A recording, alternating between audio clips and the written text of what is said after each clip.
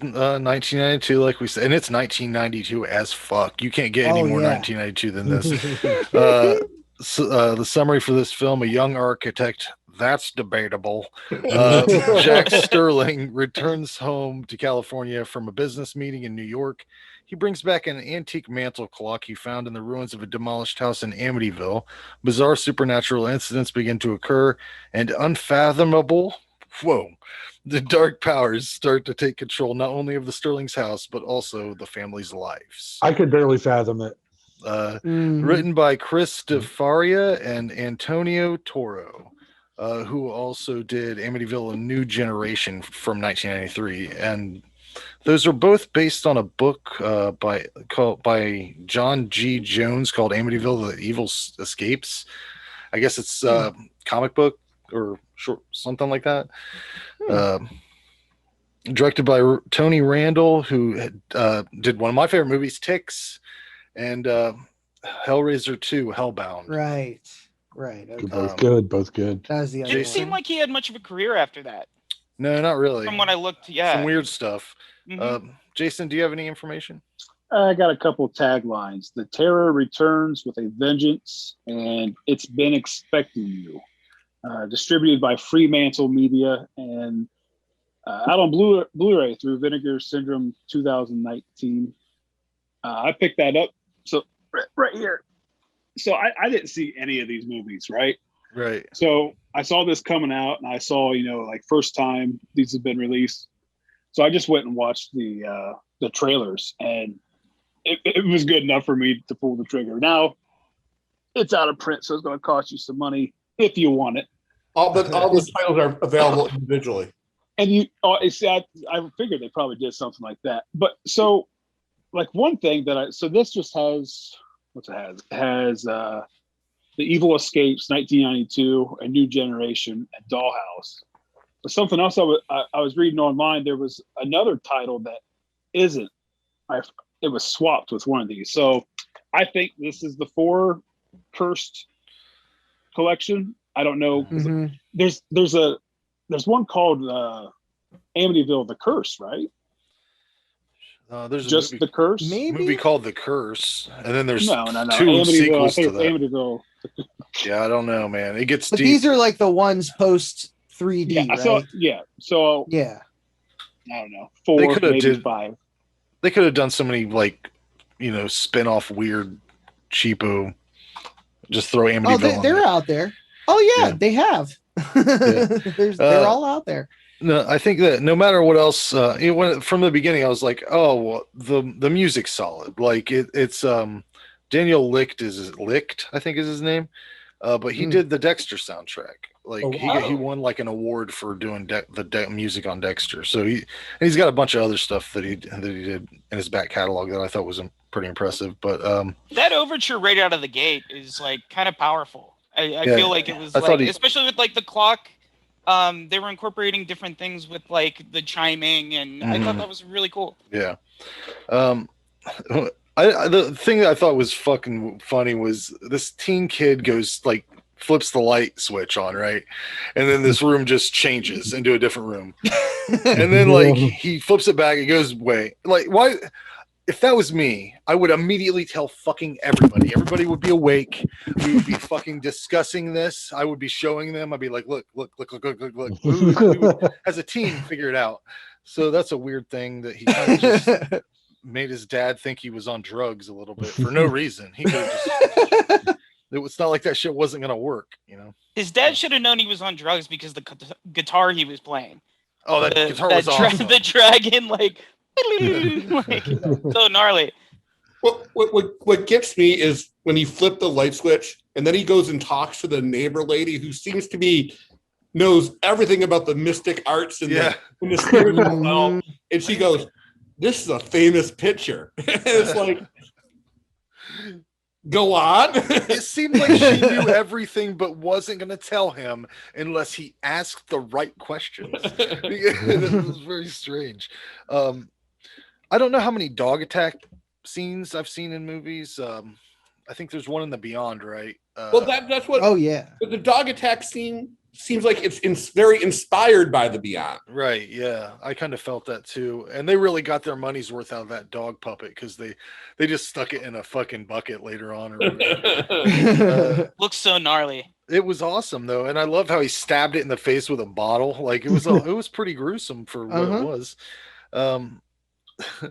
This movie's a lot like that Skull Crusher song. Evil rules. It has the tools. If the world's your oyster, grab her and hoist her. Do you remember that shit? Yeah. Oh my god! Just to say that, nothing is like that song. What are you talking about? Why do you suppose they put so much weird relationship bullshit in it? That seemed like very bizarre to concentrate so much on this. It's relatable. A lot of people can relate. Yeah, it was so weird. I thought it felt like the entire movie was the main lady's nightmare about her relationship, and she was going through all the stages. Well, since we're talking about her, I gotta say I did not expect to see her nude. Neither did I. She seems. It was within the first 20 minutes too. You're like, okay, all right, we're getting into it right now. Like she was a bit above that. Like I don't know. The stiffest, sweatiest sex I've ever seen. Jesus Christ! Oh man, it was human. Wow. Man. I'd be apologizing, and I'd be so. I'd sweat more because I was so worried about dripping all over. Sorry, miss. I don't know what's going on. I'm not even doing any work. The storm and the sweat seem to work in synergy with each other. Oh my god! Oh my god! Oh, sorry. They were so sweaty, and they weren't doing that much. It wasn't like he was banging the fuck out of her. And the scene in the end when the daughter gets like basically molested by the house. Hold on. We're not there. We're getting ahead of ourselves. Okay, all right. We're getting ahead of ourselves. I don't know if any of you guys had sex in '92, but that's what sex was like. No, I was 10. Sex in the Amity house is sweaty, man. You're in that attic, man. All the doors are closed. I had sex with myself probably in '92, '93, a lot of that. 94, but speaking of it, that Andrea, there were so many times I didn't know who the fuck she was supposed to be. I was like, is she the mom? Is she the nanny? Because I think she says she's the nanny at one point, and then you find out she's just an ex-girlfriend. Like, well, she was probably the nanny first. She's a fuck buddy. Then she became the girlfriend, and then she became the ex-girlfriend. Yeah. And the fuck buddy would have been the nanny again. And then she started dating the world's worst psychiatrist.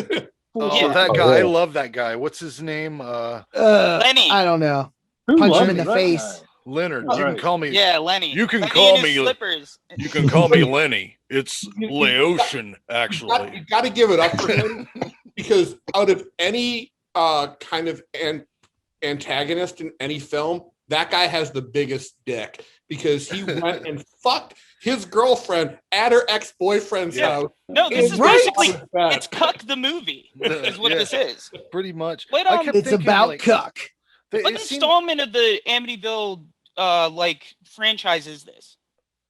I don't think 5, 4 or 5. Because I guess like on the wiki it says that it was marketed as the final chapter, just in the Philippines for some reason. But I was thinking like the weird family ties and the fact that they made it an unconventional family might like have shaken up sort of the Amityville like mythos a little bit. You know what I think it was? At this time, Twin Peaks had happened. And when Twin Peaks happened, everybody wanted everything to kind of taste a little bit like Twin Peaks. So like a lot of the interactions and the weird like just appearing, like when the woman appears with the dog, Twin Peaks, like that reminded me of fucking Twin Peaks. It's all over. Rain pie, the old woman, yeah, I could see certain, and the milkman out front when she gets hit by the car, that was very Blue Velvet to me. Which speaking of that, whenever that fucking that bird comes down. That was so absolutely schlocktastic and fucking perfect. It was bologna cake. That's a term that I haven't used in a while. It's been a while. But it's like, that's a perfect bologna cake moment. that is my second favorite sequence in the movie. Just the fact is she can't figure out to let go of her cane for the longest period. Yeah. And what's spurting on top of it too? What is just grease? The same shit that's coming out of everything. Goo, like, just all the goo. Oh yeah, the black evil goo is what it really is.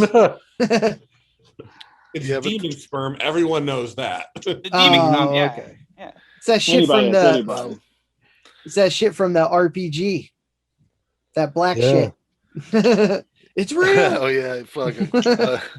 I gotta say, personally, this is a hot take. I'm not big on the first one. Shit, I'm not big on the first one. I thought was great. I mean, not fantastic, but I had fun with this. There was a lot of fun shit. There's really solid body horror stuff towards the end. When that dude like melts. That was pretty cool.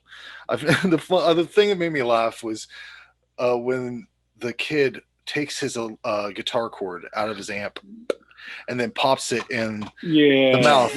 I was like, that's not how that works. That would do nothing. Not even close. That was so funny. Awesome. That was awesome. I was on board for that anyways. I give it a 7 out of 10. I give this one a 9.5 out of 10 because this movie was so much better than it had any right to be. As you said, it was fun. Plus, it had some. Again, the sequences were fucking fantastic. When the psychiatrist was in the kitchen in his green bathrobe, looking like he was about to touch himself while the microwave was going. Yeah. Then the dad just showing up there. That sequence where he's like, I know you're fucking my ex. You're going to fuck my daughter. You're going to fuck my daughter. It's like. Well, and then she's got the mirror thing going on, which is fucking crazy. I will tell you, I thought that was kind of hot. The whole movie's horny as hell. This is the horniest movie I've seen in a long time. It really is. They don't make horny movies like this anymore. They really don't. They make porn. Dave. Yeah, right. Yeah. Even porn isn't as horny as this movie. Yeah, right. Yeah, that could be true. So who hasn't given it a rating yet? Or review? I have. John. All right, so I haven't seen any beyond Amityville 3D before because after 3D wasn't great, but it's got its moments. I like it to a point. I like the effects in it, but anything after that though, I'm like, I really don't care. I don't care. So when this was recommended, I'm like, well, I guess I'm being forced to watch it. Let's see what this is all about. And I like seeing Stephen Mocht in there. The dad from Monster Squad and Warwick from Graveyard Shift. I love that movie.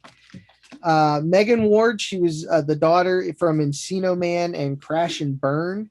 And she was also in this really horrible TV show that was on Fox called Class of 96, which pretty much ended after its first season.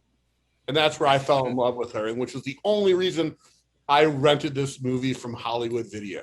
I feel like I've heard of that, but I just can't remember.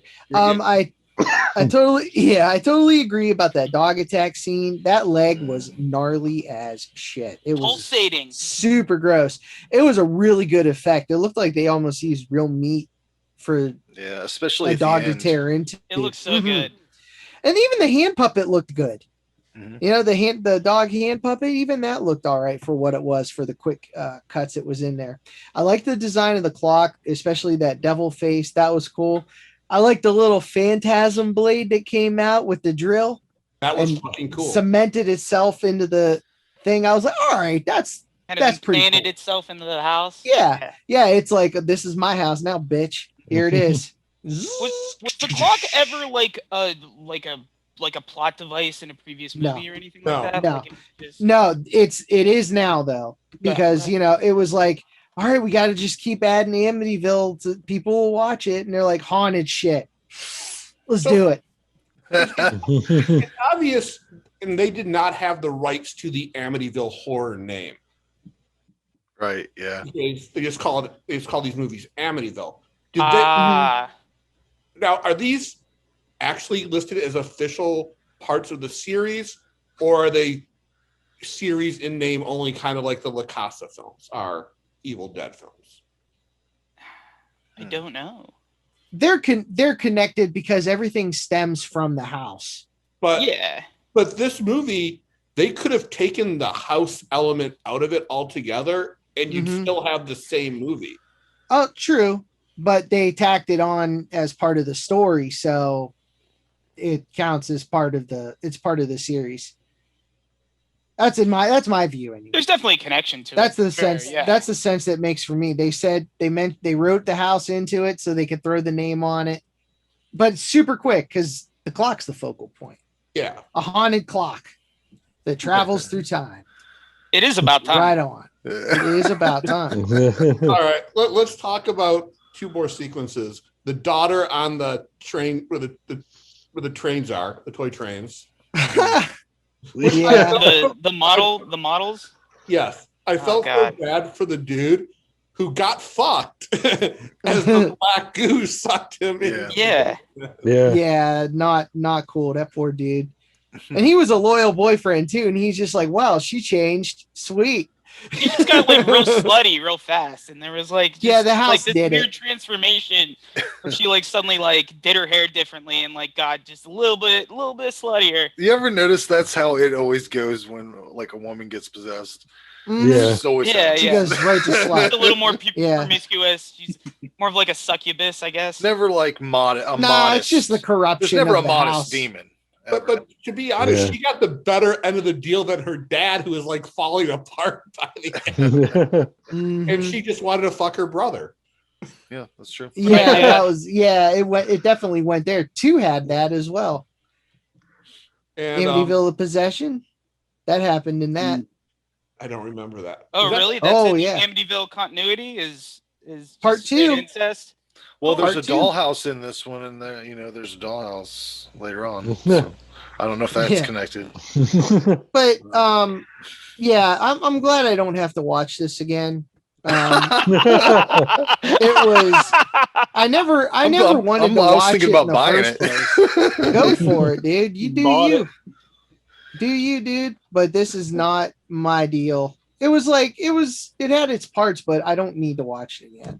So I'm giving it, because of a little bit of the effects and a little bit of horror name in the cast, I'm still giving it like a 4. Just for that. Because this was not a great movie. I knew it wasn't going to be. Anything, post 3D, in my opinion, is really going to suck. Yeah, but 3D was the last one to get a theatrical release.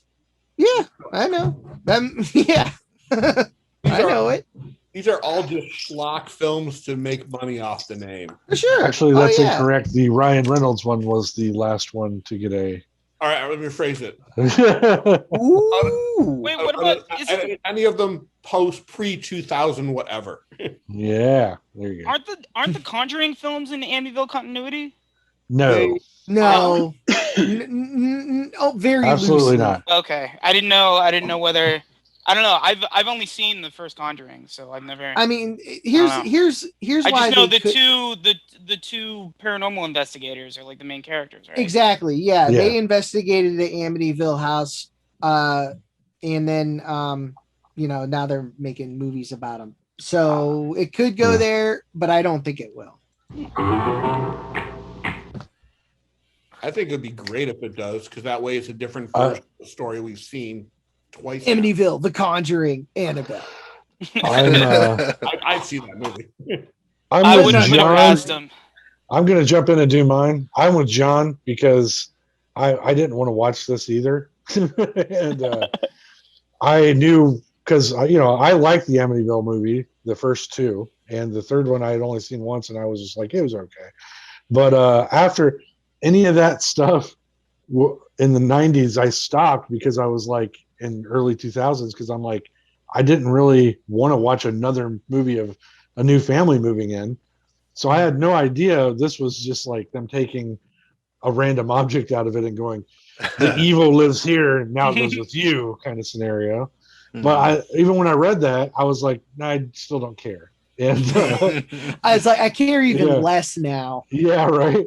And I'm watching it though. I will say there were things I liked, like Frank had touched on. The special effects were really good. Better, Robert, you're right. This movie was better than it had any right to be, but it's still, for me, it was just kind of like all over the place. Like I'm watching it and I'm going, I don't understand why this is necessary, and then this, and then it wasn't. None of it was. At one point, the entire film was unnecessary. When the bird thing happened, I actually went, "Oh, okay." It's bubblegum. It's the baloney. There's no nutritional value to it, but it gives you something to do. And my favorite part of it for myself was when she says at the end the title of the movie. Oh yeah, it was like, she said it. I went, yeah. And then, that's why we will always be Superman 4. That's when you know the sauce is done, man. It's about time. Yeah, you know the sauce is done. But, it had gratuitous nudity, all the stuff I like. As I was watching it, I enjoyed it, but I'm with John. I will never watch it again. I don't need to. So I'm going to give it a 6 out of 10. Hey, Randy, I feel the same way about the 3 other ones that are in this box set. Yeah. But this is the one I will show people. All right. I'm like, because it's fun, it's stupid. Yeah. It's mind-numbing. It's like... yeah. It's a good... As it was over, I'm like, wow. Glad that's over. That's over. yeah. Thank Christ that ordeal is done. But it wasn't not fun. That's what I'm agreeing with you on that. But I a second time around for me, it would not be fun. No, sir. Okay, who hasn't rated it yet? I'll hop in. I don't know, my relationship with Amityville, as a horror piece of work isn't I don't know. There's only so many times you can tell the same story about a house that's possessing an entire family, and I feel like they've just done it over and over and over again. Again with the I saw the original movie and then I saw the Ryan Reynolds remake. It was fine, and even the original story that Amityville is based off of, the 2 paranormal inspectors were a bunch of grifters. It's just not really a compelling story that I really paid attention to. But don't you talk about Ed and Lorraine like that? Who's it? Ed and Lorraine? Who? What are Warren? Warrens. Yes, the Warrens. Yeah, I don't know. I just never seen it. I've just seen it so. But yeah, I don't know. It's weird with the movie too, where you're telling so much exposition in the last 20 minutes of the movie, where they're like, oh, here's where it connects. This entire time, this woman had all this information about the house, and come on, dude. Iris knew everything. Yeah. It was just revealed to them. At this point, I was like, dude, he played chess with her in the middle of the movie. It's not like they didn't have a conversation outside of one move, checkmated in one. Yeah. He sits down, checkmate. All right. Yeah. Bye. House is evil. It was silly. Yeah. And what was with the swastika imagery?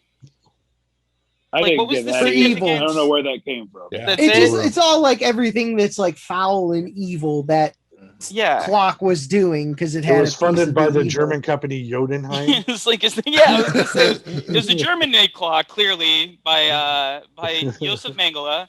Back that's more Amityville lore. Maybe. Yeah. That would make sense.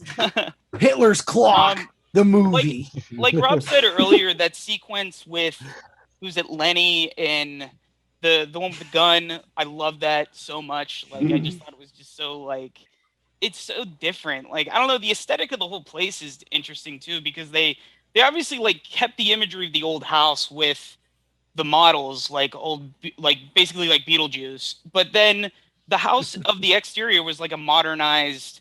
It still looked like shit, but it was a little they at least made an effort to be okay, this is just a new iteration of whatever modernized. They flashed that house in the storm scene, if you remember too. That's right, they did. And then all the dad's designs were of that same house. That's right. Yeah. And then The there, like, Amityville house. there was like a blueprint behind a door too at certain times where it was like the old Amityville house. Like someone just like sketched it out. Yeah. Oh, Dick Miller's in this movie. Like briefly. One quick scene. Yes. Yep.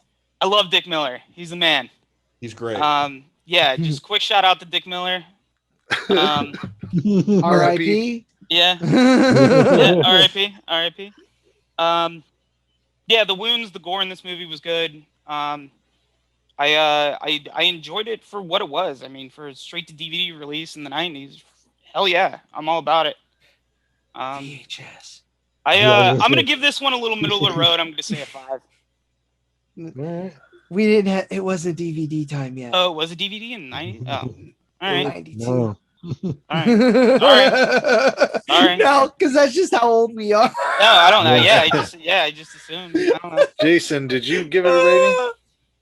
Nope. I'm gonna bring up the rear here. I'm pretty close to what he just said. So we got a supernatural horror direct to video in the U.S. This did have a European theatrical release. It's just this is just a weird movie, and it feels so much like a movie that would watch on Monster Vision with Joe Bob or USA Up All Night with Rhonda Shear and Gilbert Gottfried. This just feels like that kind of movie. So, like I said, I watched these trailers and they all look like that. They all look like they could have been played. So that was a no-brainer to buy in the box set. Good body horror. The effects are good. That guy melting in the basement is awesome. There's blood and pus in this. That guy's leg gets progressively worse. Oh yeah, it's terrible. Anything that looks pussy it just grosses me out. Like I don't watch anything else but snot and pus and stuff like that. I like how he ends up like presumably less sweatier than he did in the sex scene though. Like at the end of the movie he was a little less sweaty. I mean he looked fucked up, but like not nearly as sweaty as that goddamn sex scene. Whatever that guy's name. What's his name? Stephen Mott. The dad? Yeah. Okay. Stephen Mott. I thought he did. Jacob I thought Sterling. His girlfriend or whatever. I thought she was good too. The mirror scene, we touched on that. That was A-okay. I like that. But think about that for a minute. Hold on. Like, imagine if you were that, like in that.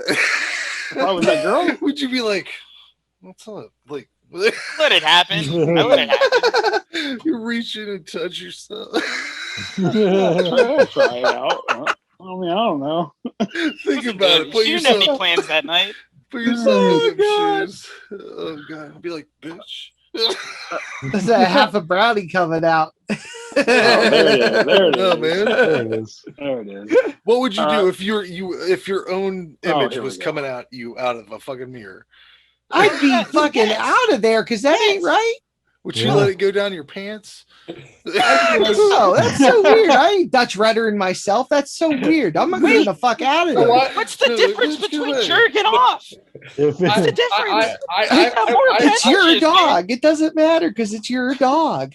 I would want to see what happens next if I came out of a mirror, because it would just be two of us staring at each other to see who would make the first move. So nothing. You're probably gonna be petrified, not be able to move.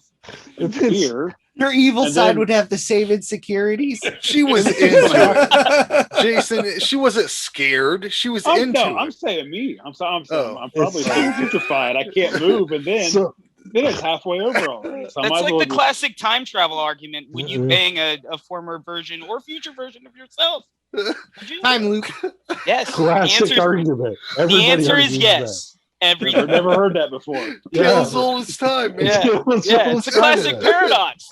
You sitting around, you're like, hey, would you go back in time to kill Hitler? No. I want to do the other one where we fuck our grandmothers. Wait, grandmother? I thought it was yourself. No, I'm just saying. When I'm 60 years old, just fuck me in my prime? Why not? Why not? No, thank you. Here's something fun. Wow, It's this went about off the time. rails. Megan Ward. Because it's about time it went off the Megan rails. Ward and the guy who played her dad were both on General Hospital at the same time. Nice. Yeah. How about that? Huh. I bet they fucked. You know, yeah. Have you ever tried to? I fucking tried to watch Saint Elsewhere. Have you ever seen that show? Yes. I watched it when I was a kid. It doesn't hold up. Yeah. Anyways. Anyways, hey, back to my review. Yeah. Oh, sorry, Jason. But anyway, unfortunately, this movie takes an hour and 10 minutes for anything to really happen. Like the last 20 minutes of this movie, I love, but the hour and 10 minutes before is like, good God. Standalone sequel. It ignores all the other ones. I think it's an okay movie. It's middle of the road for me. 5 out of 10. Nice. Boom. So does that get recommended or no? That is a negatory, good buddy. Well, I get 4s and 5s. No, it's got to be like an average of 8. I don't think we hit that number. Well, let me say, as somebody that did watch it and didn't want to, I would still suggest that if you haven't seen it, to check it out. It is on Shudder. Yeah, it's on. I watched it for free on Tubi. Our friends at Tubi gave us the opportunity to watch it. I bet the rest of them are on there. Even the newer ones are on there. They welcomed us in. They really said, "Just come on in." You know. Man, they've been very gracious to us here. I have heard that Tubi is now an unofficial sponsor of this show. Maybe they've been. I don't even know if it might be official now. I don't even know if it's still. I think it is. I don't know. All the free advertising. They're sending us merch. Yeah. Here, so good take away. Keep it free. Literal Take away the Gatorade. commercials. We'll talk about it. Yeah. 20% off. Last round up for show. Send me Okay. Gatorade.